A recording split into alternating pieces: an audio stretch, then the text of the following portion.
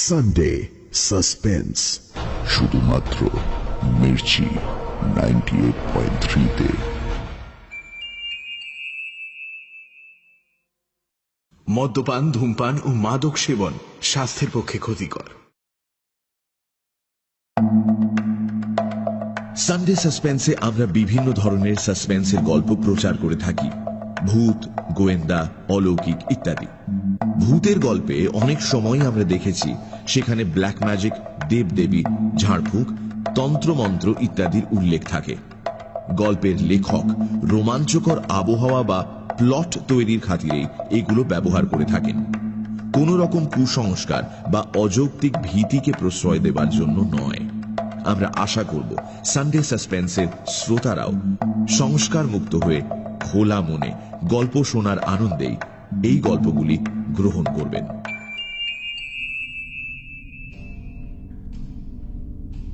বাংলা সাহিত্যের রোমাঞ্চকর কিছু গল্প দিয়ে সাজানো আমাদের এই বিশেষ নিবেদন সানডে সাসপেন্স। আজ আপনার জন্য তারাদাস বন্দ্যোপাধ্যায়ের লেখা তারানাথ তান্ত্রিকের গল্প। তারাদাস বন্দ্যোপাধ্যায় বিভূতিভূষণ বন্দ্যোপাধ্যায়ের একমাত্র পুত্র। ব্যারাকপুরে জন্ম 1947 সালের 15ই অক্টোবর, মৃত্যু 2000 সালের 18ই জুলাই। বাবার মতোই করেছেন শিক্ষকতা। রাজ্যের তথ্য ও সংস্কৃতি বিভাগে ডেপুটি ডিরেক্টর ছিলেন। তাঁর লেখা উল্লেখযোগ্য গ্রন্থ কাজল এবং কাজলের পরের পর্ব তৃতীয় পুরুষ। তারানাথ তান্ত্রিক চরিত্রটি তাঁরই সৃষ্টি। আমাদের আজকের গল্পটি আমরা নিয়েছি মিত্র ও ঘোষ থেকে প্রকাশিত তারানাথ তান্ত্রিক এই বইটি থেকে। এই গল্পটির সন্ধান আমাদের দিয়েছেন খড়গপুরের শ্রোতা দেবাশিস পাল চৌধুরী। আমরা তার কাছে কৃতজ্ঞ। প্রধান চরিত্রে তারানাথ তান্ত্রিক ও বিশু ঠাকুর, গল্প পাঠে সোমক, তারানাথ তান্ত্রিকের ভূমিকায় মীর, গল্পের সূত্রধার আমি অগ্নি। শুরু হচ্ছে তারানাথ তান্ত্রিকের গল্প।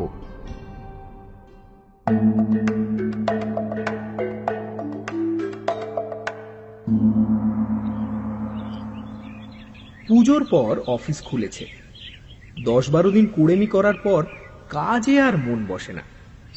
সকালে উঠে জোর করে অফিসের জন্য তৈরি হতে হয়। এতদিনেও বেশ পোক্ত চাকরিজীবী হতে পারলাম না। আমার বিশ্বাস মানুষের জীবনটা প্রধানত অবকাশ যাপনের জন্যে, তবে অবসর সময় একটা চাকরি করলে ক্ষতি নেই। কিন্তু বর্তমান পৃথিবীর দাবি এত বেশি যে চাকরি প্রধান হয়ে উঠেছে, অবকাশটা গৌণ। অথচ মানব সভ্যতার শ্রেষ্ঠ অবদান যেমন সাহিত্য, শিল্প, ভাস্কর্য, সবই তো অবকাশের ফসল। একমাত্র বার্নে পেটেন্ট অফিসে কাজ করতে করতে আইনস্টাইনের আপেক্ষিকতাবাদের আবিষ্কার ছাড়া চাকরি করে আর কে কবে অমর হয়েছে। ছুটির পর বাড়ি ফিরে চা খেতে খেতে এসব উচ্চ মার্গের চিন্তা করছিলাম। ক্রমে যখন ধারণা হয়ে এসেছে যে চাকরি না করলে আমিও জগতে অমর কীর্তি রেখে যেতে পারি, ঠিক সেই সময় বাইরে থেকে কিশোরীর হাঁক শোনা গেল। বেরিয়ে বললাম, কি হে, ব্যাপার কি? এই যে ফিরেছো দেখছি। আজ আর তাসের আড্ডায় যেতে ইচ্ছে করছে না, চলো তারানাথকে বিজয়ের প্রণামটা করে আসি। শার্টটা গায়ে চাপিয়ে কিশোরীর সঙ্গে বেরিয়ে পড়লাম। তারানাথ রাবড়ি খেতে ভালোবাসে, কিন্তু সম্প্রতি তার যা আর্থিক অবস্থা তাতে রাবড়ি খাওয়া চলে না। কিশোরী আর আমি টাকা দিয়ে রাবড়ি কিনে নিলাম। আমাদের দেখে তারানাথের মুখ উজ্জ্বল হয়ে উঠল। বলল, বউ আর ছেলে পিলেরা ছাড়া এই তোমরাই যা বিজয়া করতে এলে এবার। এত যে জানাশোনা লোক ছিল, তারা গেল কোথায় বলো দেখি? রাবড়ি পেয়ে তারানাথ খুব খুশি। ওহ, এ তো প্রায় শেরখানেক হবেই। হ্যাঁ, অনেকদিন পর পেট ভরে রাবড়ি খাবো।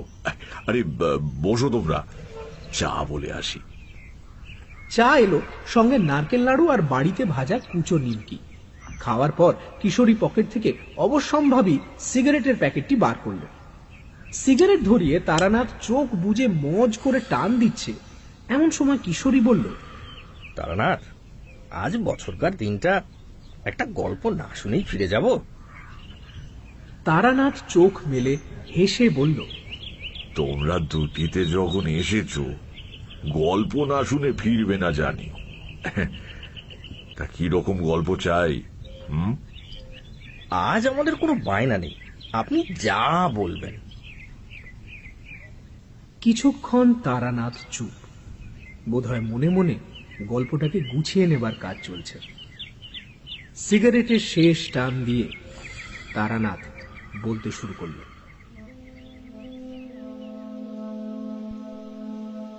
বীরভূমের একটা রেল স্টেশনের প্ল্যাটফর্মে বসে আছি। লুপ লাইনের অখ্যাত গেঁয়ো স্টেশন। সাহেবগঞ্জ লোকাল ধরে হাওড়া আসবো, তা সে ট্রেন শুনলাম 1.5 ঘন্টা লেট। কোথাও একটা খাবারের দোকানও নেই যে 1 কাপ চা খাবো। একটা বিড়ি ধরিয়ে পাইচারি করছি, দেখি প্ল্যাটফর্মের একেবারে শেষ প্রান্তে একটা ইটের পাঁজার ওপর একজন বিশাল চেহারা লোক চুপ করে বসে আছে। পোশাক খুবই সাধারণ, খাটো ধুতির ওপর একটা ফতুয়া গোছের জামা, আর পায়ে বহু পুরনো একজোড়া চটি। মাথায় অযত্ন লালিত ঝাঁকড়া চুল, কিন্তু লোকটার ওই সোজা বসবার ভঙ্গিতে আর চোখের দৃষ্টিতে এক আশ্চর্য ব্যক্তিত্বের ছাপ রয়েছে। বারবার তাকিয়ে তাকিয়ে দেখতে হয়। আমাকে অনেকক্ষণ একা কাটাতে হবে, কাজে আলাপ জমাবার উদ্দেশ্যে ইটের পাঁজার এক পাশে বসে পড়ে জিজ্ঞাসা করলাম, সাহেবগঞ্জ লোকাল ধরবেন বুঝি?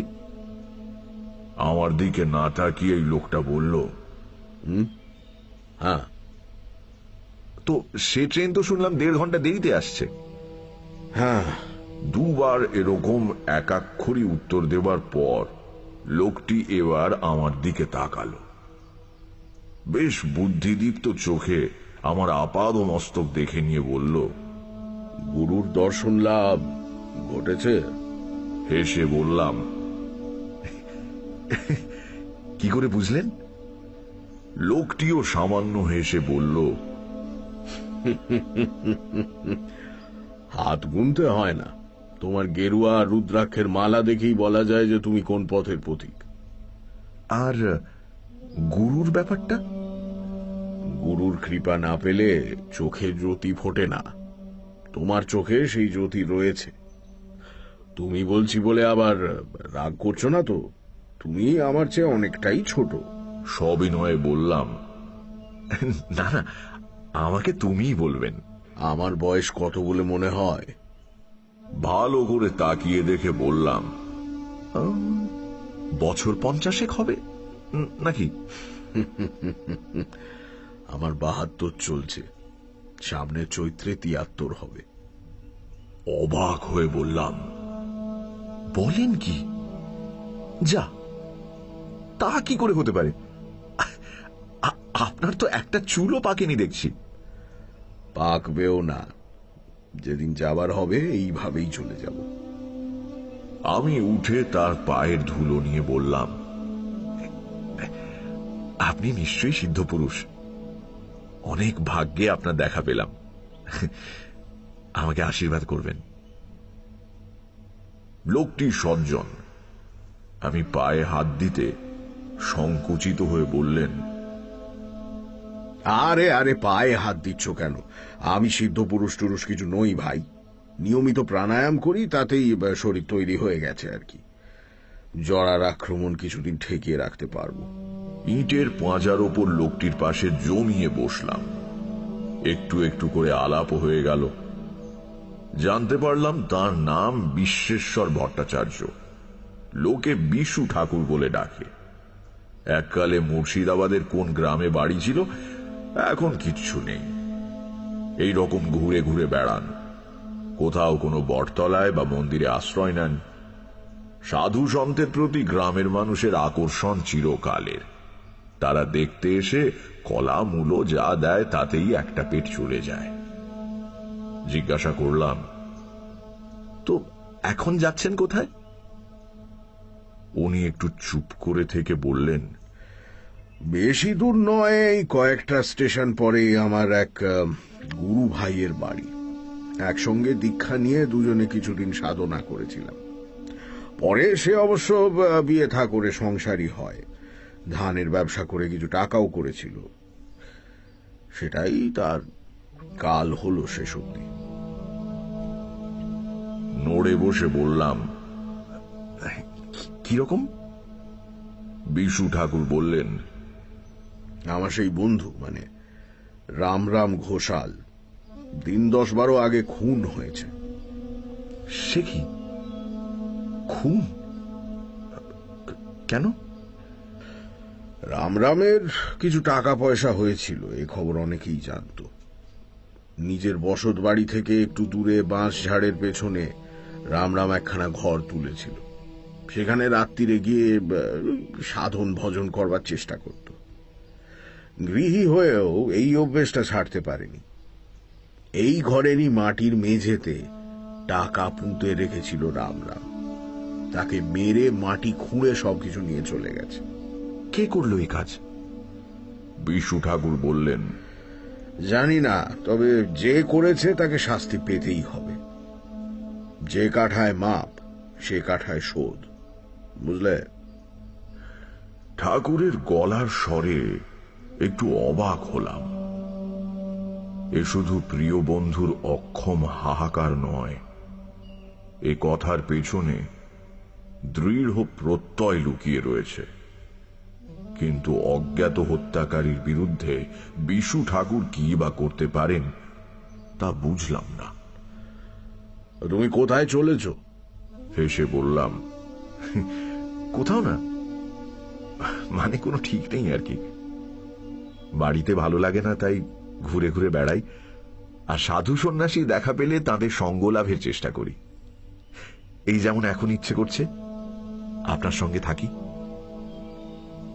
বিশু ঠাকুর এই প্রথম হাসলেন, বললেন, আমার সঙ্গে থাকতে চাও? বেশ, চলো, আমার কোনো আপত্তি নেই। খাওয়া দাওয়া কিন্তু আমার যা জুটবে তোমারও তাই, আবার নাও জুটতে পারে। চলবে তো? আমার অভ্যেস আছে। আমার সংক্ষিপ্ত উত্তরে বিশু ঠাকুর একবার আমার মুখের দিকে তাকিয়ে দেখলেন, তারপর বললেন, বেশ, চলো তাহলে। অখ্যাততর একটি স্টেশনে নেমে মাইল 6 হেঁটে ঘোর সন্ধেবেলা রামরাম ঘোষালের গ্রামে পৌঁছানো গেল। বিশু ঠাকুর আগে 2-1 বার এ গ্রামে এসেছেন। তিনি হনহন করে হেঁটে গ্রামের একেবারে শেষ প্রান্তে একটা বড় 8চালা বাড়ির সামনে দাঁড়ালেন। মাঝখানে উঠোন ঘিরে গায়ে গায়ে লাগা অনেকগুলো ঘর। উঠোনে তুলসী মঞ্চ, ঘরে ঘরে আলো জ্বালার উদ্যোগ চলছে, সঙ্গে কয়েকটি শিশুর কলরব শোনা যাচ্ছে। কিন্তু সব মিলিয়ে বাড়ির পরিবেশে একটা শোকের বিষণ্ণতা পরিব্যাপ্ত হয়ে আছে। বিশু ঠাকুর আমার হাত ধরে উঠোনে এসে দাঁড়ালেন। গৃহস্বামী এগিয়ে এসে অতিথিকে আপ্যায়ন না করলে অতিথির পক্ষে দাঁড়িয়ে থাকাটা বড় অস্বস্তিকর হয়ে পড়ে। এ বাড়ির কর্তা এখন কে জানি না, কাজেই আমরা চুপ করে দাঁড়িয়েই রইলাম।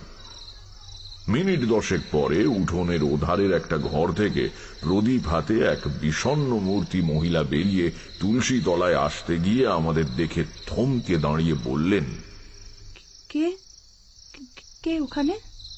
বিশু ঠাকুর 2 পা এগিয়ে গিয়ে বললেন, বৌমা, আমি বিশ্বেশ্বর ভট্টাচার্য, চিনতে পারছ? রামরাম থাকতে আমি এসেছিলাম কয়েকবার। মহিলাটি এক মুহূর্ত নীরব থাকবার পর চিৎকার করে কেঁদে উঠলেন।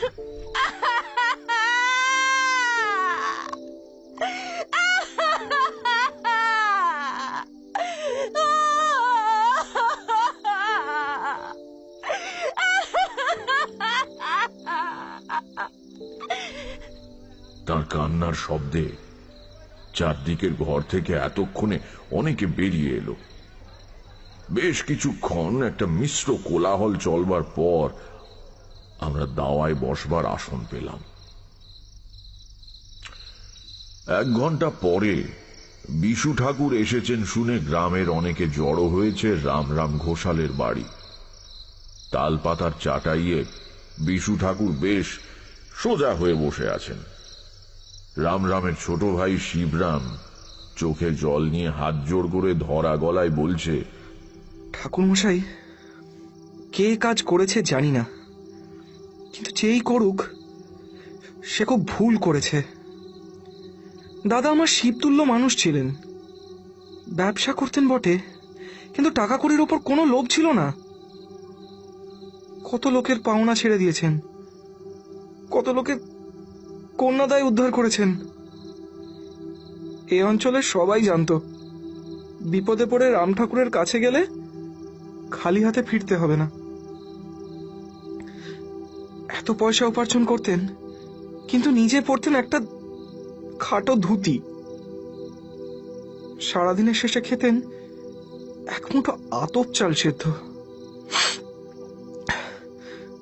আমার বিশ্বাস হত্যাকারী চাইলে দাদা টাকা পয়সা সব বের করে দিতেন, খুন করবার দরকার হতো না। সবই ভাগ্য, সবই ভাগ্য। বিশু ঠাকুর জিজ্ঞেস করলেন, ও, পুলিশ কি বলছে? শিবরাম উত্তর দেবার আগেই ভিড়ের মধ্যে থেকে একজন কে বলে উঠল, পুলিশ বরাবর যা বলে, খুনের পরদিন সকালে খবর দেওয়া হয়েছে, পুলিশ এসেছে বিকেলে। কি ঝামেলা ভাবুন তো। আমার দারোগা বলে দিয়েছিল পুলিশ পৌঁছানোর আগে যেন মৃতদেহ সৎকার না করা হয়। সেই দেহ নিয়ে পরদিন রাত 12টা অবধি সবাই বসে। এদিকে পুলিশের কি হম্বিতম্বি, পারলে গ্রাম শুদ্ধ লোককে ফাঁসি কাটে তুলে দেয়, তারপর পুলিশও চলে গেল, সবকিছু মিটে গেল। খুনে আর কোথায় ধরা পড়েছে? বিশু ঠাকুর বিষণ্ণতা মাখানো গলায় বললেন, ঠিকই, পুলিশের অপদার্থতা আর কারোর জানতে বাকি নেই। খুনিকে তারা ধরতে পারবে বলে আমার বিশ্বাসও হয় না। রাম রাম এমন বেঘরে মারা যাবে স্বপ্নেও ভাবিনি। না, এ খুনের কিনারা কিছু হবে না। আমি একটু অবাক হয়ে বিশু ঠাকুরের মুখের দিকে তাকালাম। এই আজই কয়েক ঘন্টা আগে উনি জোর দিয়ে বলেছেন খুনিরা শাস্তি পাবেই, আবার এখন বলছেন হত্যার কিনারা হবে না। ব্যাপারটা কি? কিন্তু বিশু ঠাকুর সত্যিই যেন কেমন হতাশ আর হালছড়া ভঙ্গিতে বসে রয়েছেন, আর চোখে মুখে শোকের ছায়া। আসলে বন্ধুর মৃত্যুতে বুড়ো মানুষ হয়তো রেগে গিয়ে ওসব কথা তখন বলেছিলেন। সত্যিই তো, কি করে আর এখন ধরা যাবে হত্যাকারীকে? ইতিমধ্যে একজন দীর্ঘ দেহ শ্যামবর্ণ লোক ভিড়ের থেকে একটু আলাদা হয়ে দাওয়ার এক প্রান্তে বসে সবার কথা শুনছিল। গ্রাম্য মানুষদের থেকে তার ব্যক্তিত্বকে কিছুটা আলাদা করে বোঝা যায়।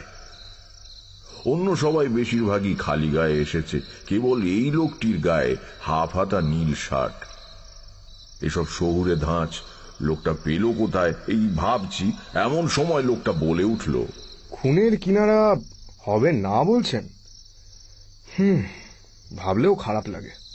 রামজাঠার মতো লোক খুনের শাস্তি না হলে তার আত্মা শান্তি পাবে না। কিছুই কি করার নেই? সে কথার উত্তর না দিয়ে বিশু ঠাকুর লোকটির দিকে তাকিয়ে প্রশ্ন করলেন, তুমি কে? লোকটি যেন একটু থতমত খেয়ে বলল, আগে আমি হরিপদ। রামের ভাইপো? আগে না, ওকে ছোটবেলা থেকেই জ্যাঠামশাই বলে ডাকি। উনি আমার বাবার বন্ধু ছিলেন। গতবার এসে তো তোমাকে দেখেছি বলে মনে হয় না। হরিপদ বলল, ঠিকই, আমি মাঝে প্রায় 15 বছর গ্রামে ছিলাম না, বাইরে চাকরি করতাম। সম্প্রতি গ্রামে ফিরে এসেছি। চাকরি ছাড়লে কেন? বিশু ঠাকুরের জেরায় লোকটি স্পষ্টত বেশ অস্বস্তি বোধ করছে। সে বলল, শরীরটা ভালো যাচ্ছে না, চাকরির ধকলটা পোষালো না। শরীর একটু ভালো বোধ করলে হয়তো আবার চলে যাব। বিশু ঠাকুর তাকে আর কোনো প্রশ্ন করলেন না। উপস্থিত ব্যক্তিদের মধ্যে একটু মাতব্বর মতো শ্রীদাম ঘোষ, তিনি বলে উঠলেন, ঠাকুর, যখন এসেছেন এদের বাড়িতে একটু সস্তায়ন করে দিয়ে যান। আসলে অপঘাতটা হলো তো, বাড়িটা একটু ঠান্ডা হবে কোন। সে হবে, কর্তব্য করব বলেই তো এসেছি। আবার ঠাকুরের দিকে তাকিয়ে দেখলাম, ভারী অদ্ভুত মানুষ তো। সেই দৃঢ় প্রত্যয়ের সুর ফিরে এসেছে গলায়। কর্তব্য, কি কর্তব্যের কথা উনি বলছেন। কিন্তু আমাকে বেশি ভাবতে না দিয়ে বিশু ঠাকুর হঠাৎ দাঁড়িয়ে উঠে বললেন, চলো দেখি তোমরা, রামরামে সেই চালাঘরটা কোন দিকে, একটু দেখে আসি জায়গাটা। গ্রামে যেমন হয় পুরো ভিড়টা আমাদের সঙ্গে চলল। বাড়ির পেছনের ঘন বন জঙ্গলের মধ্যে দিয়ে একটা ছোট্ট সুঁড়ি পথ চলে গিয়েছে। সেটা ধরে বেশ কিছুটা যাওয়ার পর মৃত বলরাম ঘোষালের সাধন পীঠে এসে উপস্থিত হলাম। সামান্য খানিকটা জায়গা পরিষ্কার করে মজবুত চালাঘর তোলা হয়েছে। মাটির সিঁড়ি বেয়ে উঠে প্রথমে সরু দাওয়া, তারপর ঘর। দরজা খোলা, হা হা করছে। এখানে কয়েকদিন আগেও একজন রীতিমতো জীবন্ত মানুষ বসে ঈশ্বরের আরাধনা করত। এখনো তার রক্তের দাগ মাটির মেঝেতে লেগে রয়েছে। এইসব ভাবতে গিয়ে মনটা উদাস হয়ে গেল। হাসি মুখে যে লোকটা দুপুরে ভাত খেয়েছে, ভোরে সূর্য প্রণাম করেছে, ভবিষ্যতের স্বপ্ন দেখেছে, সে জানত না পরের দিন সকালে এই পৃথিবীটা তার কাছে অনেক দূরের হয়ে যাবে। এইটুকু তো মানুষের জীবন, নিতান্ত অনিশ্চিত। এরই মধ্যে কত ঈর্ষা, কত বিদ্বেষ, পার্থিব ভোগ্যবস্তু অধিকার করে রাখার প্রাণপণ প্রচেষ্টা, কি সার্থকতা এর! বিশ্বেশ্বর ভট্টাচার্য আর আমি দাওয়া পেরিয়ে ঘরের মধ্যে ঢুকলাম। শ্রীদামের হাতে লণ্ঠন ছিল, সেও আমাদের সঙ্গে ঢুকলো ঘরে, তার পেছন পেছন শিবরাম। বাকিরা ভিড় করে দাঁড়ালো দরজার কাছে। গ্রামে এমনিতে জীবন নিস্তরঙ্গ, কাজেই সামান্য কিছু ঘটলেও খবর রটে বিদ্যুতের গতিতে। ঘোষাল বাড়িতে দুজন সাধু এসেছে, এবার তা রটে যেতেই অর্ধেক গ্রাম রামরামের চালাঘরের সামনে এসে জমল।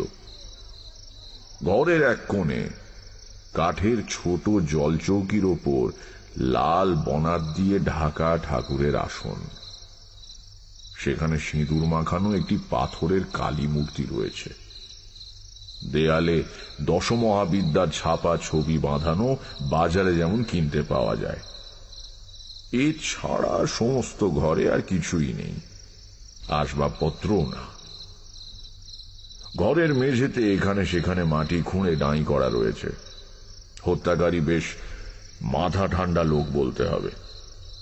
একজনকে খুন করে তার মৃতদেহের পাশে বসে মাটি খুঁড়ে লুকোনো টাকা বের করতে হলে স্নায়ুর ওপর রীতিমতো কর্তৃত্ব থাকা প্রয়োজন। একবারে যে খুঁজে পায়নি তা বোঝাই যাচ্ছে, কারণ মেঝের বিভিন্ন অংশ খোঁড়া হয়েছে। ঠাকুরের আসনের সামনে মাটির মেঝেতে কালো ছোপ লেগে রক্ত শুকিয়ে কালো দেখাচ্ছে। অর্থাৎ গভীর রাত্রিরে রামরাম ঘোষাল যখন দরজার দিকে পেছন ফিরে সাধনায় রত ছিলেন, তখন আততায়ী পেছন থেকে তাকে আঘাত করে। মাটিতে লেগে থাকা রক্তের দাগের দিকে তাকিয়ে বিশু ঠাকুরের চোখ জলে ভরে এলো। ধরা গলায় তিনি বললেন, রাম রাম, তুই আমাদের চেয়ে অনেক বড় ছিলি। আমি তো সংসার ছেড়ে বিভাগী হয়ে বেড়াই, তুই তুই গৃহী হয়েও সাধনা ছাড়িসনি। অনেক অনেক মহৎ ছিলি তুই। তারপর কেমন একটা দৃষ্টিতে ঘরের অন্ধকার একটা কোণের দিকে তাকিয়ে ফিস ফিস করে বললেন, আমি আমি এসে গিয়েছি, কাজ সেরেই ফিরব, তুই তুই ভাবিস না। এমন দৃঢ়তার সঙ্গে বিশু ঠাকুর কথাগুলো বললেন যেন ঘরের ওই শূন্য অন্ধকার কোণে তিনি এক অশরীরী উপস্থিতিকে প্রত্যক্ষ করছেন। আমার সমস্ত শরীরে কাঁটা দিল। শ্রীদাম আর শিবরামও দেখি কেমন ভাবে তার দিকে তাকাচ্ছে, পাগল ভাবছে কিনা কে জানে।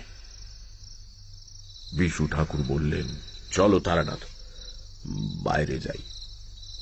ঘর থেকে বেরিয়ে আমরা দাওয়ায় বসলাম। গ্রামবাসীরা চারদিকে ঘিরে রইল। আমি শ্রীরামকে বললাম, ঘোষাল মশাইয়ের সাহস ছিল বলতে হবে।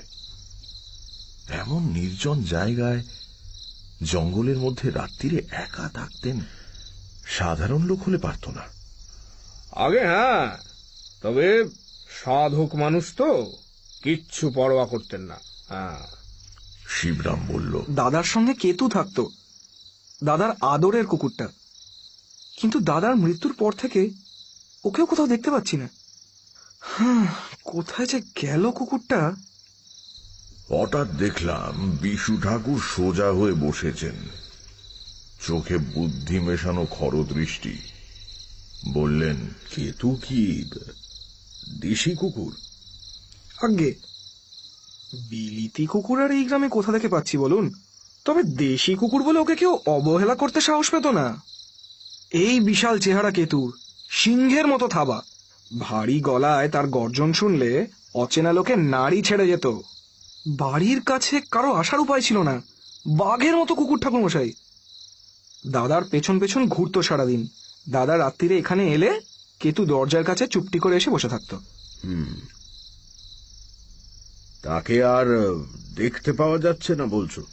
না ঠাকুরমশাই, দাদা মারা যেতে কোথাও চলে গিয়েছে হয়তো। জন্তু জানোয়াররা সব বুঝতে পারে তো। বিশু ঠাকুর যেন বিষয়টা ঝেড়ে ফেলার মতো করে শিবরামকে বললেন, তা হবে হয়তো, যাক গে সেই কথা। আমরা কিন্তু আজ রাত্রিটা এখানেই থাকবো, বুঝলে? শিবরাম অবাক হয়ে বলল, এখানে কি করে থাকবেন? পাড়া থেকে এতটা দূরে বনের মধ্যে। আমাদের কোনো অসুবিধা হবে না, শুধু কিছুটা দুধ দিয়ে যেও আর এক বোঝা শুকনো কাঠ, ধুনি জ্বালাবো। শিবরাম বলল, আমি গিয়েই কাঠ আর দুধ পাঠিয়ে দিচ্ছি। যদি বলেন চাল ডালার নতুন হাড়িও দিচ্ছি, বরং দুটো ভাত ফুটিয়ে নিয়ে। বিশু ঠাকুর দৃঢ় গলায় বললেন, প্রয়োজন হবে না, আমি রাত্রিরে দুধ ছাড়া কিছু খাই না। ঠিক আছে, পাঠিয়ে দিচ্ছি ঠাকুরমশাই। তবে আজ আমাদের বাড়িতে থাকলেই ভালো করতেন। আমার এরকম বাইরে থেকেই অভ্যেস, আর বাড়িতে থাকলে ঘুমোতে পারবো না।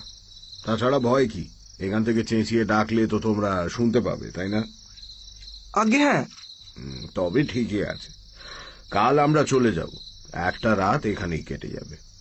যার সঙ্গে এত বন্ধুত্ব, যাকে নিয়ে সম্পর্ক, সেই যখন রইল না। তারপর একটা দীর্ঘ নিঃশ্বাস ছেড়ে বিশু ঠাকুর বললেন, না, আর মায়া বাড়াবো না। ঠাকুরের গলাটা যেন বড়ই অভিনয় ঠেকল। এত দীর্ঘশ্বাস ফেলে হাহুতাশ করবার লোক উনি নন। কি ব্যাপার বুঝতে না পেরে আমি চুপ করে রইলাম। বিশু ঠাকুর আবার বললেন, সত্যি মানুষের কি কপাল! টাকা পয়সা তো মেজে খুঁড়ে নিয়ে গেলই, গ্রামের কালী মন্দিরটাও আর হলো না। ভিড়ের মধ্যে সামান্য গুঞ্জন চলছিল, হঠাৎ সেটা থেমে গেল। সবাই নতুন কথা শুনে বিশু ঠাকুরের মুখের দিকে তাকিয়ে আছে। শ্রীরাম ঘোষ বলল, আগে ঠাকুরমশাই, এই কালী মন্দিরের কথাটা কি বললেন? ঠিক তো বুঝতে পারলাম না। কেন, তোমরা জানো না? রাম ঠিক করেছিল গ্রামে বিরাট কালী মন্দির প্রতিষ্ঠা করবে। স্বপ্নে আদেশ পেয়েছিল নাকি দেবীর কাছ থেকে। এজন্য কিছু সোনা কিনে জমিয়ে রেখেছিল বেচারা। সে সব তো হত্যাকারী নিয়ে গেল। শিবরাম অবাক হয়ে বলল, দাদা সোনা কিনে জমিয়ে রেখেছিল? বলেন কি ঠাকুরমশাই? কই, আমরা তো কিছু জানতাম না। জানবে কি করে? গোপনে করছিল তো কাজটা। মন্দির প্রতিষ্ঠা হলে দেখতেই পেতে। গতবার যখন আসি, আমাকে এক মুঠো পাকা সোনার গিনি দেখিয়েছিল। এই কবছর না জানি আর কত গিনি জমেছিল। সবই পরের ভাগে চলে গেল। মন্দিরটা হলে তোমাদেরই থাকতো। মেঝে খোঁড়ার কথা শুনেই বুঝেছি হত্যাকারী আর কিছু রেখে যায়নি। ভিড়টা আস্তে আস্তে পাতলা হয়ে এলো। এত বড় খবরটা বাড়ি গিয়ে সবাইকে জানাতে হবে তো। শিবরামও শেষ পর্যন্ত আমাদের প্রণাম করে উঠে পড়ল। লণ্ঠনটা রইল ঠাকুরমশাই, তেল ভরা আছে। হঠাৎ পেছন থেকে বিশু ঠাকুর তাকে ডাকলেন। শিবরাম, শোনো। আগে দুধটা তুমি নিজে দিয়ে যেও, কারোর হাতে পাঠিও না। আর শিবরাম বিনীত ভঙ্গিতে দাঁড়িয়ে অপেক্ষা করতে লাগলো। রামরামের কুকুর কেতুর গায়ের রং কি ছিল বলতে পারবে? লাল কি? একটু বিস্মিত হয়ে শিবরাম বলল, হ্যাঁ আগে না, কালো, মিশমিশে কালো। কেন বলুন তো? না, এমনি মনে হলো তাই জিজ্ঞেস করলাম। আচ্ছা, তুমি যাও এখন। শিবরাম চলে যেতেই চারদিকে নৈশ স্তব্ধতা যেন প্রকট হয়ে উঠল। ঝিঁঝি ডাকছে জঙ্গলে, বাঁশ বনে অদ্ভুত শব্দ করে বাঁশ দুলছে। মাথার উপরে কেবল একটুখানি খোলা আকাশ দেখা যায়। অজস্র নক্ষত্র ফুটেছে কালো রাত্রির পটে। আবহাওয়া বেশ সুন্দর, তেমনি গরমও নেই, আবার ঠান্ডাও নয়। বিশ্বেশ্বর ভট্টাচার্যের গলা শুনতে পেলাম। রাত্রির নির্জনতার মধ্যে বেজে উঠেছে। আস্তে আস্তে স্পষ্ট উচ্চারণে বলছেন, অহন্যহনি ভূতানি গচ্ছন্তি হজমালয়ম শেষা স্থাবরমিচ্ছন্তি কিমাশ্চর্যমতঃ পরম। বললাম, মহাভারত? বকরূপী ধর্মের সঙ্গে যুধিষ্ঠিরের সংলাপ। প্রত্যেক দিনই পৃথিবীতে শত শত মানুষ মরছে। কেউ পার্থিব সম্পদ বোঁচকা বেঁধে সঙ্গে নিয়ে তো যেতে পারছে না। তবুও যারা বেঁচে আছে তারা ভাবছে তারা বুঝি চিরকালই বেঁচে থাকবে। কিন্তু সবাই এই সার কথা বুঝে সন্ন্যাসী হয়ে গেলে জগৎ সংসার কি করে চলবে ঠাকুরমশাই? সবাই সন্ন্যাসী হবে কেন? গৃহী কি সৎ হতে পারে না? অনাসক্ত হতে পারে না? কিসের সম্পত্তি আর ঐশ্বর্য আর ক্ষমতা নিয়ে অহংকার? জানো তো, মা কুরু ধনজন যৌবন গর্বং নিমেষে হরতি কালং সর্বং। যদি সম্পদ সংগ্রহ করতে হয় তাহলে অপরের জন্য করো, মহাকাল সব এক নিমেষে হরণ করতে পারে। বললাম, যেমন ঘোষাল মশাই গ্রামের লোকদের ভালো হবে বলে মন্দির প্রতিষ্ঠার জন্য সোনা জমিয়েছিলেন। বিশু ঠাকুর এক মুহূর্ত আমার দিকে রহস্যময় চোখে তাকিয়ে রইলেন। তার ঠোঁটের কোণে সূক্ষ্ম হাসির রেখা। তারপর চোখ সরিয়ে নিয়ে হালকা গলায় বললেন, রামরাম কোনোদিনই মন্দির প্রতিষ্ঠার জন্য দেবীর আদেশ পায়নি। তার কোনো সোনাও জমানো ছিল না। বিস্মিত হয়ে বললাম, তার মানে আপনি যে সবাইকে বললেন নিজের চোখে এক মুঠো গিনি দেখে গিয়েছেন? মিথ্যে কথা বলেছি। সে কি? কেন? সোনা আমার কল্পনা ছাড়া কোথাও ছিল না, কাজেই হত্যাকারী নিশ্চয়ই তা পায়নি। যা নেই তার পাবে কি করে? কিন্তু আমার এই কথাটা এখনই গ্রামের মধ্যে প্রচার হয়ে যাবে। যে খুন করেছে সে রামরামের পরিচিত লোক। তাহলে প্রথমত সে রামরামের লুকোনো টাকার কথা জানতে পারত না। দ্বিতীয়ত, তাকে দেখেই খুনের রাতে কুকুরটা চেঁচাতো এবং আক্রমণ করত। সম্ভবত একটু আগেই এখানে যে ভিড় জমেছিল তার মধ্যেই সে দাঁড়িয়েছিল। এখন সেই সোনার কথা শুনে সে মনে করবে এটা এখন ওই ঘরের মেঝেতেই কোথাও মাটির তলায় পোঁতা রয়েছে। সোনার লোভ বড় লোভ। আমার বিশ্বাস এই ভুল শুধরে নিতে সে আবার এখানে আসবে। শুনে বিশেষ ভরসা হল না। বাঁশবনের ধারে এই চালা ঘরে আমরা দুটি প্রাণী। রাত্রিরে যদি রামরামের হত্যাকারী আবার আসে তাহলে আমি অন্তত খুব একটা আনন্দ পাব না। বললাম, কবে আসবে? বিশু ঠাকুর হেসে বললেন, ভয় নেই, আজ আসবে না। সে বোকা নয়, সে জানে তার হাতে অঢেল সময় রয়েছে। আমরা কাল চলে গেলে সে যে কোনো দিন এসে ধীরে সুস্থে কাজ শেষ করে যাবার কথা ভাববে। একজন অসতর্ক মানুষকে খুন করা সোজা, কিন্তু ধুনি জ্বালিয়ে জেগে থাকা দুজন মানুষকে আক্রমণ করা সহজ নয়। আর খামোকা করবি বা কেন, যখন পরে নিরুপদ্রবে কাজটা সারা যেতে পারে। একটু ভেবে বললাম, কিন্তু আমরা তো কাল চলে যাচ্ছি, তাহলে এই ফাঁদ পেতে লাভ কি? খুনি এলেই বা তাকে ধরবে কে? আর ধরলেই বা কি প্রমাণ হবে? রাত্রিরে এই চালাঘরের কাছে ঘুরঘুর করছিল, কাজেই সে রামরাম ঘোষালকে মেরেছে, এমন যুক্তি কি আদালত শুনবে? বিশু ঠাকুর যথার্থ বিস্ময়ের সঙ্গে বললেন, আদালত?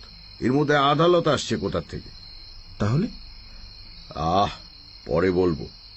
তুমি তো আমার সঙ্গে আছো, দেখতেই তো পাবে। চুপ করে বসে আছি, একদম চুপ। ওদিকে সময় গড়িয়ে যাচ্ছে। বিশু ঠাকুর আপন মনে গুনগুন করে একটা শ্যামা সঙ্গীত গাইছেন। মায়ের পায়ের জবা হয়ে ওঠে না ফুটে।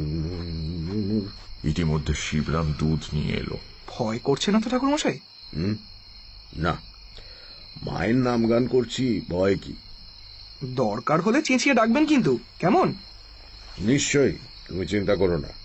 শিবরাম চলে গেলে ঠাকুর মশাই আমার দিকে তাকিয়ে বললেন, শিবরামকে নিজে এসে দুধ দিয়ে যেতে বলেছিলাম কেন জানো? কেন? আমরা আশায় গ্রামের একজন নিশ্চয়ই স্বস্তি বোধ করছে না। সে খেয়ে তা তো আমরা জানি না, তাই সাবধানে থাকাই ভালো। সামনে আক্রমণ না করলেও খাবারে বিষ মিশিয়ে দিতে বাধা কোথায়? দুধটা শিবরামের নিজের গরু, নিশ্চিন্তে খেতে পারো। খাবো? খাও। শিবরাম তার দাদাকে খুন করেনি। কি করে বুঝলেন? আমি বুঝতে পারি। নিজের পোঁটলা থেকে একটা পেতলের ঘটি বের করে তাতে অর্ধেক দুধ ঢেলে নিয়ে মাটির ভাঁড়টা আমার দিকে বাড়িয়ে দিয়ে বললেন, খাও। ঘটিতে একটা চুমুক দিয়ে বিশু ঠাকুর বললেন, যে অন্যায় করে মনে তার সব সময়ই ভয় থাকে, এই বুঝি ধরা পড়লাম।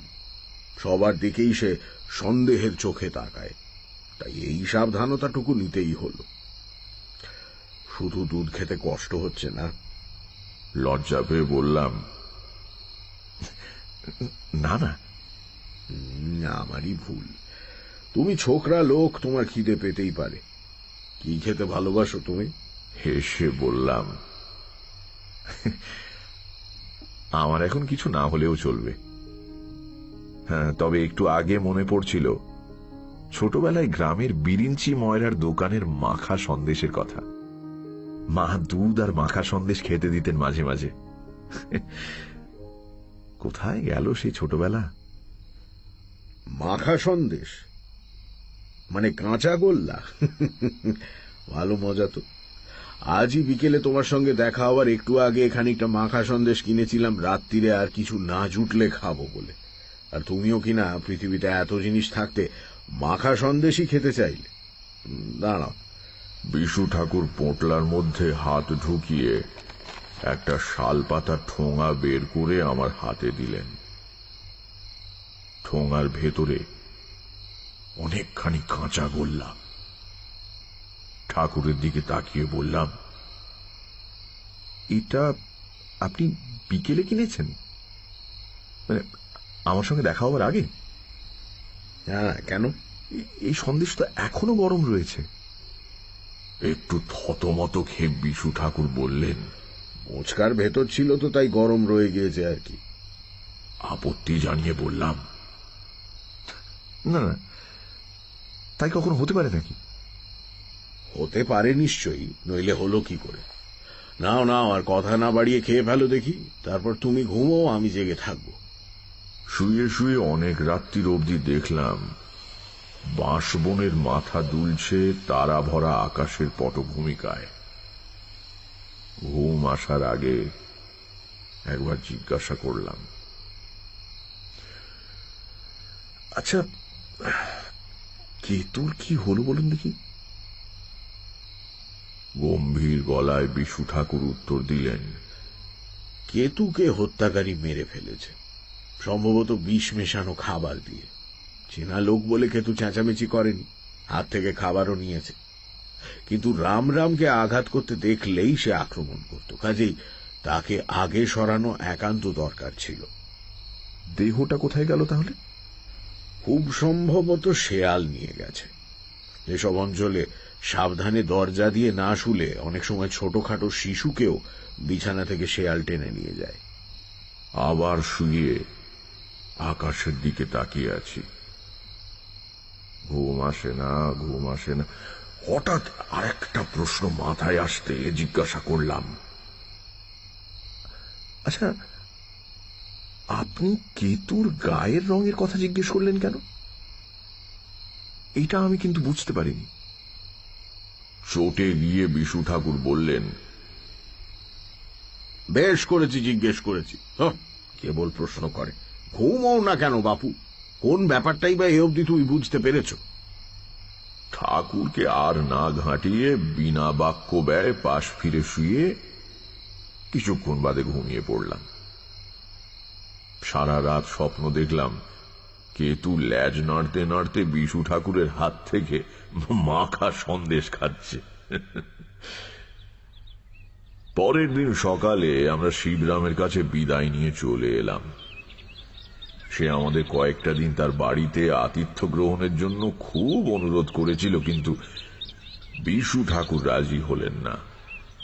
তার নাকি কাজে আজই শিউরি রওনা হতে হবে, থাকার কোনো উপায় নেই, পরে বরঞ্চ কখনো, ইত্যাদি ইত্যাদি।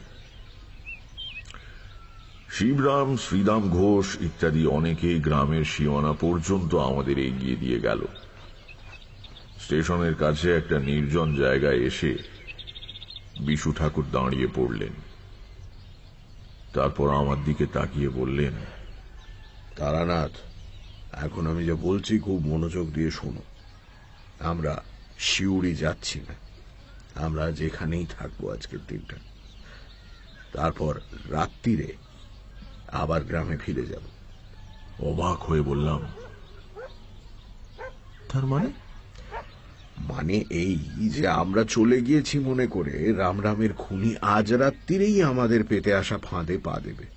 অত সোনা মাটির তলায় পড়ে আছে জেনে সে শান্তিতে ঘুমোতে পারবে না।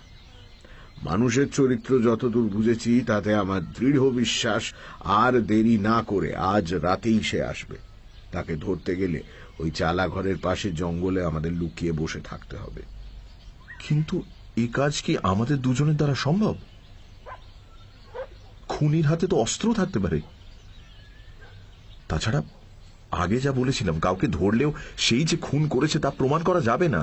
ধরবার সময় দু একজন সাক্ষীও তো থাকা ভালো। সব ব্যবস্থা হয়েছে। আমরা রওনা হওয়ার আগে বাড়ির মেয়েরা প্রণাম করতে চায় বলে শিবরাম আমাকে অন্দরমহলে নিয়ে গেল না, তখনই শিবরামকে আমি সমস্ত কথা খুলে বলেছি। শিবরাম, তার দুই জোয়ান ছেলে আর বাড়ির কয়েকজন কৃষক আজ রাত্রিরে না ঘুমিয়ে তৈরি হয়ে বসে থাকবে। আমাদের ডাক শুনলেই তারা দৌড়ে চালা ঘরে এসে হাজির হবে। আপাতত দিনের বেলাটা আমরা স্টেশনেই কোথাও ঘাপটি মেরে কাটিয়ে দিই। এসো। এরকম একটা খুনোখুনির ব্যাপারে আমার জড়িয়ে পড়তে ইচ্ছে করছিল না মোটেও। আবার ঘটনার শেষটা দেখার জন্য নিদারুণ কৌতূহলও ছিল। ফলে থেকেই গেলাম। ভালো সিদ্ধান্তই নিয়েছিলাম, কারণ এর ফলে জীবনের এক অন্যতম আশ্চর্য অভিজ্ঞতা আমার সেদিন লাভ হয়েছিল। প্ল্যাটফর্মের শেষ প্রান্তে কয়েক বস্তা পাটের পেছনে বসে আমাদের দিনটা কেটে গেল। সন্ধে নামতে বিশু ঠাকুর উঠে গিয়ে স্টেশনের বাইরের মুদিখানা থেকে কিছু চিড়ে আর গুড় কিনে এনে আমাকে দিলেন। নাও, তোমার আর রামরামের বাড়ি হয়ে যাবার কোনো দরকার নেই, গ্রামের লোকে দেখে ফেলবে। একেবারে সোজা ওই চালা ঘরের পূব দিকে আশশেওড়ার ঝোপের পেছনে বসে থাক। ভয় নেই, আমি সময় মতো পৌঁছে যাব। সে কি, আপনি আমার সঙ্গে যাবেন না? না, দুজনে একসঙ্গে গেলেই লোকের নজরে পড়বার সম্ভাবনা। তুমি সোজা পথে গ্রামে ঢুকো না, গ্রাম ছাড়িয়ে চলে গিয়ে পেছনের আমবাগান দিয়ে চালাঘরের কাছে যেও। তারপর আমার মুখের দিকে তাকিয়ে বললেন, তুমি ভয় পাচ্ছ নাকি? শোনো, বিশ্বেশ্বর ভট্টাচার্য যাকে বলেছে ভয় নেই, তার সত্যি কোনো ভয় নেই। যাও। লোকটার জাদুকরী ব্যক্তিত্ব আছে। এত সবের পরেও আমি একলা যেতে রাজি হয়ে গেলাম। অন্ধকারে অচেনা পথে 6 মাইল হাঁটতে সময় লাগে। রামরাম ঘোষালের চালাঘরের পূব দিকে আশ শেওড়ার ঘন ঝোপের পেছনে যখন গুছিয়ে বসলাম, ততক্ষণে বেশ রাত হয়েছে। অন্তত পল্লীগ্রামে একেই রাত বলে। দূরে কোথাও সংকীর্তন হচ্ছিল, ক্রমে সেটাও বন্ধ হয়ে গেল। বাঁশ ঝাড়ে মাটির ওপর পড়ে থাকা শুকনো বাঁশ পাতার ওপর দিয়ে মাঝে মাঝে খসখস করে কি যেন যাতায়াত করছে। তাছাড়া আর কোথাও কোনো শব্দ নেই। চুপ করে বসে আছি, কিন্তু কিচ্ছু না করেই বা কতক্ষণ বসে থাকা যায়? রাত কত হলো কে জানে। আর পিসু ঠাকুরই বা আসছেন না কেন? আমাকে এরকম বিপদের মুখে ঠেলে দিয়ে তার কি এত দেরি করা উচিত হচ্ছে? মশাও কামড়াচ্ছে বেশ, কিন্তু পাছে শব্দ হয় সেই ভয় চাপড় দিয়ে মশা মারতে পারছি না। হাত নেড়ে নেড়ে দাঁড়াচ্ছি, সঙ্গে নিজের উপর বেশ রাগও হচ্ছে। জীবনে অনেক কিছু করেছি বটে, কিন্তু কখনো একজন অচেনা হত্যাকারীকে ধরবো বলে রাত্রির বেলা সাপ খোপের ভয় উপেক্ষা করে মশার কামড়ে অতিষ্ঠ হয়ে ঝোপের আড়ালে বসে থাকিনি অন্তত। এভাবে বহুক্ষণ কেটে যাওয়ার পর আমার সত্যি খুব ভয় করতে লাগলো। ব্যাপার কি? স্টেশন থেকে 6 মাইল পথ হেঁটে আসতে যতক্ষণই লাগুক, তাতে এত দেরি তো হতে পারে না। পিসু ঠাকুরের কি হলো? আমার কাছে কড়ি না থাকলেও আন্দাজ করতে পারছি রাত অনেক হয়েছে। একা এইভাবে বসে থাকা বিপজ্জনকও বটে। উঠে শিবরামের বাড়ির দিকে চলে যাব কি? কিন্তু ধরা যাক আমিও উঠলাম, আর ওদিক থেকে রামরাম ঘোষালের হত্যাকারী এসে হাজির হলো, সেটাই বা কি এমন সুখকর ব্যাপার হবে? না, তার চেয়ে চুপ করে বরং এভাবে বসে থাকাটাই ভালো। যদি বিশু ঠাকুর না আসেন, অথচ রামরামের হত্যাকারী এসে উপস্থিত হয়, তাহলে সে সমস্তটা ঘরের মেঝে থেকে উঠোন অবধি খুঁড়ে ফেললেও আমি চেঁচাবো না। তখনও জানি না আমার জীবনের এক আশ্চর্য অভিজ্ঞতার মুহূর্ত কতটা কাছে এসে গিয়েছে। নাকের ফুটোয় একটা মশা ঢুকে পড়ায় হাঁচি এসেছিল প্রাণপণে। হাত মুঠো করে চোয়াল শক্ত করে সজোরে হেঁচে ফেলবার ইচ্ছে দমন করবার চেষ্টা করছি, এমন সময় আমি যেখানে বসে আছি তার উল্টো দিক দিয়ে, অর্থাৎ বাঁশ বাগানের পাশের জঙ্গল ঢেলে সন্তর্পণে কার আসবার আওয়াজ পেলাম। হাঁচি আপনি বন্ধ হয়ে গেল। বিশু ঠাকুর এলেন কি? কিন্তু তিনি এলে আমি যে পথে এসেছি সেই পথে মাঠের মধ্যে দিয়ে ঘুরে আসবেন, নয়তো শিবরামের বাড়ির থেকে সুঁড়ি পথটা ধরে আসবেন। কিন্তু ও রাস্তায় নয়, ওটা তো গ্রামের ভেতর থেকে আসবার রাস্তা। রামরাম ঘোষালের চালাঘরটা অন্ধকারের স্তূপের মতো দাঁড়িয়ে রয়েছে।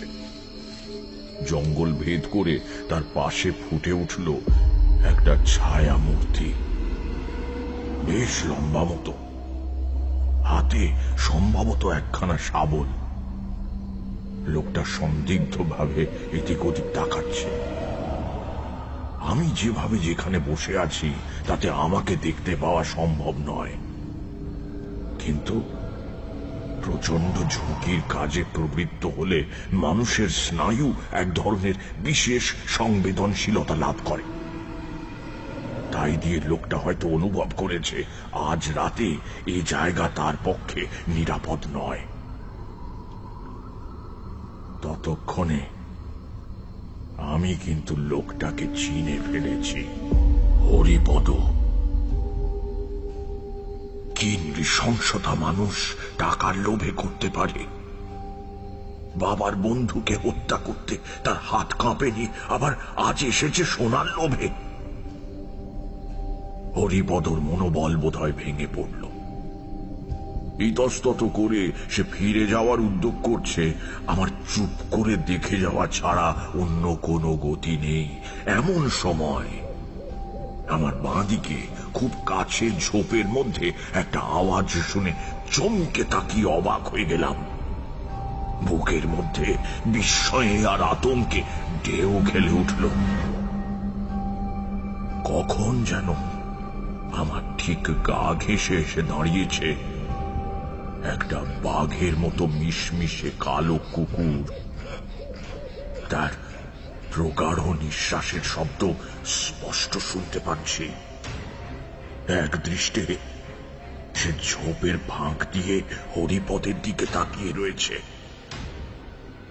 হরিপদও বোধহয় কিছু শুনতে পেয়েছিল। সে ফিরে দাঁড়িয়েছে।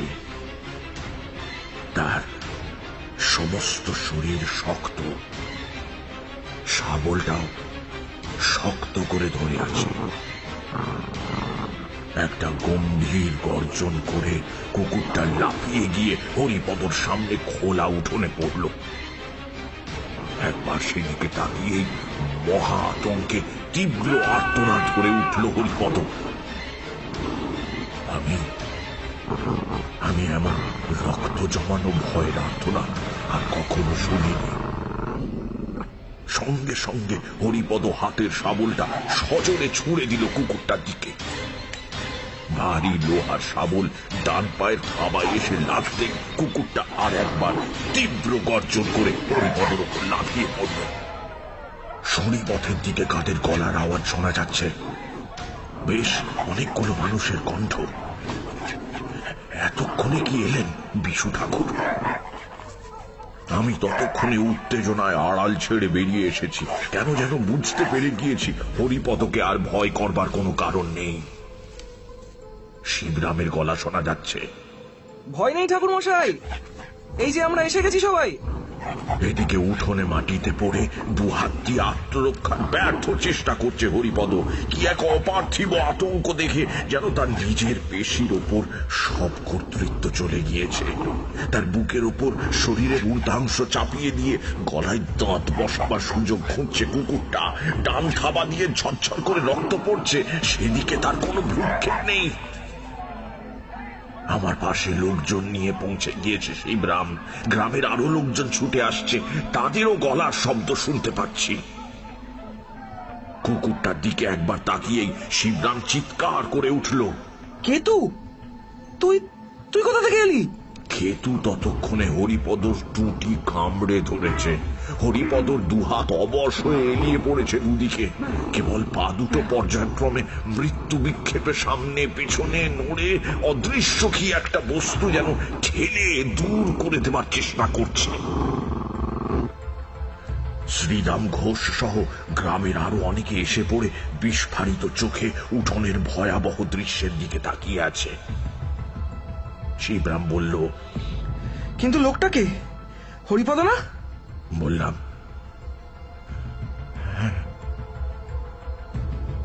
এতক্ষণে সম্বিত ফিরে পেয়ে শিবরামের কৃষানেরা লাঠি উঁচিয়ে তাড়া করে গেল। কেতু সরে গিয়ে মুখ তুলে তাকালো একবার। তার কষ মেয়ে গড়াচ্ছে তাজা রক্ত।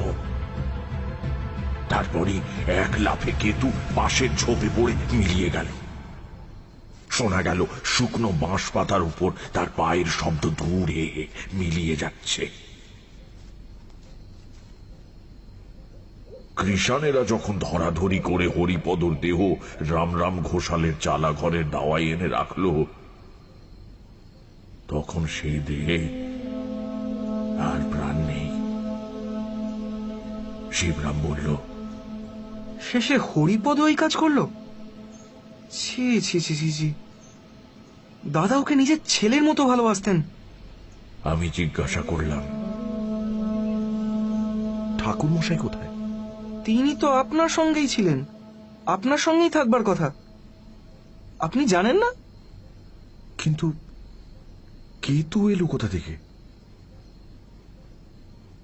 উত্তরটা পেলাম বিশু ঠাকুরের সঙ্গে দেখা হবার পর। তিনি পরম প্রশান্ত মুখে প্ল্যাটফর্মের চায়ের দোকানে বসে গরম চা খাচ্ছিলেন। আমাকে দেখে বললেন, এই যে তারানাথ, এসো, চা খাবে? আমার আর কালকে যাওয়া হলো না, বুঝলে। তুমি চলে যাবার পর বললে বিশ্বাস করবে না, ঘুমিয়ে পড়েছিল। এক ঘুমে রাত কাবা। জেগে দেখি ভোর হয়ে এসেছে। ভাবলাম আর এতটা পথ হেঁটে কি হবে, তুমি নিশ্চয়ই এসে পড়বে সকালে। তা কি হলো বলো রাত্রিরে? খামোকা জাগতে হলো তো? নিতান্ত গা জ্বালা করা সত্ত্বেও সমস্ত ঘটনা তাকে বললাম। তার বিশেষ কোনো ভাব পরিবর্তন হলো বলে তো মনে হলো না। চায়ের শেষ চুমুক দিয়ে পেয়ালা নামিয়ে রাখতে রাখতে বললেন, আচ্ছা, শেষ অব্দি হরিপদর এই কাজ? এটা একেবারে নরাধম। ঠিক শাস্তি পেয়েছে। আপনি বলেছিলেন কেতু মারা গেছে। ভুল বলেছিলাম, বেঁচে আছে তো দেখাই যাচ্ছে। যাকে ট্রেনের প্রথম ঘন্টা পড়েছে, টিকিট কাটকে যাও। একটু চুপ করে থেকে বললাম, আমি আপনার সঙ্গে আর যাব না। কোথায় যাবে তবে? কলকাতার দিকে যাব, কাজ আছে। বিশু ঠাকুর হেসে বললেন, বেশ, তাই যেও। আমাকে ট্রেনে তুলে দাও অন্তত, তোমার গাড়ি তো দেরি আছে। গাড়িতে তুলতে গিয়ে খেয়াল করলাম বিশু ঠাকুর খোঁড়াচ্ছেন। ডান পায়ের পাতায় ন্যাকড়ার পট্টি বাঁধা। আমার বুকের ভেতরটা হিম হয়ে এলো। বললাম, এ কি, আপনার পায়ে কি হয়েছে? কাল বিকেলেও তো দেখিনি। বিশু ঠাকুর বললেন, ও কিছু না, প্ল্যাটফর্মের বেড়া পার হতে গিয়ে কাঁটা তারে লেগে কেটে গিয়েছে। আমি এক দৃষ্টে বিশু ঠাকুরের ডান পায়ের পট্টির দিকে তাকিয়ে আছি। হরিপদর সেই আর্তনাদ, শাবল ছুঁড়ে মারা, কেতুর ডান পায়ের রক্তের ধারা। তবে কি ট্রেন ছেড়ে দিল। জানলা দিয়ে মুখ বাড়িয়ে বিশু ঠাকুর হাসি হাসি মুখে আমার দিকে তাকিয়ে আছেন। সেই শেষ, আর কখনো তাকে দেখিনি।